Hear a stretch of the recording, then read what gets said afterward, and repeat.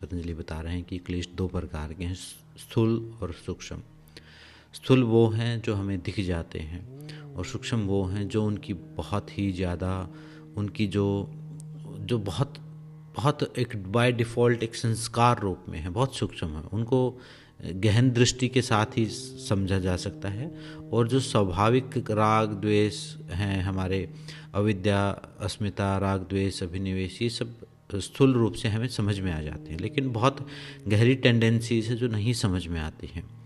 तो उनको ख़त्म करने के लिए महर्षि पतंजलि बता रहे हैं कि जो इनका जो इलाज बता रहे हैं, इनका बता रहे हैं कि अगर ये क्लेश समाप्त करने तो इनका प्रतिप्रसव करना पड़ेगा। मतलब ये जहाँ से शुरू हुए हैं वैसे ही इनको समाप्त करना पड़ेगा। ये नष्ट नहीं किए जा सकते, लेकिन एक टाइप से डाइल्यूट करते करते करते करते बिल्कुल जैसे किसी चीज़ को हम मिटाते मिटाते मिटाते बिल्कुल ही मिटा दें, जैसे वो है ही नहीं, तो उतना हम इसको कर सकते हैं। तो उसके लिए दो उपाय बताए हैं। पहला है ध्यान, ध्यान करना और ध्यान देना।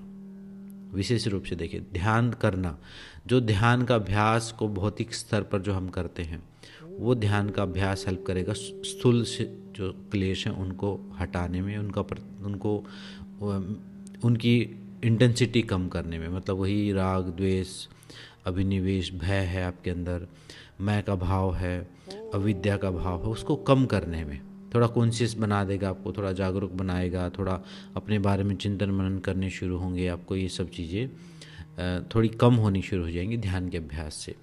लेकिन जो उससे भी सूक्ष्म है, पूरी तरह मुक्ति या बिल्कुल प्रतिप्रसव कैसे होगा? ध्यान करना तो है ही, साथ में ध्यान देना भी है।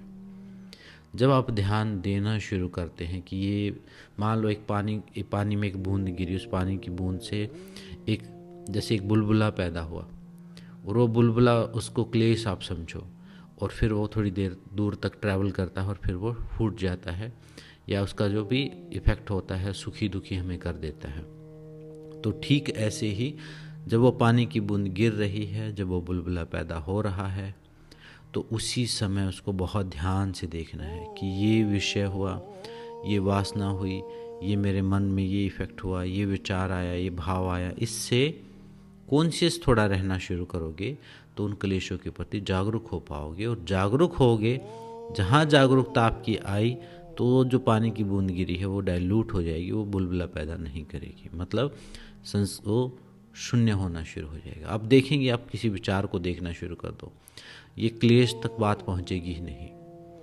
तो अवेयरनेस, ध्यान करना और ध्यान देना दोनों जरूरी हैं क्लेशों को शांत करने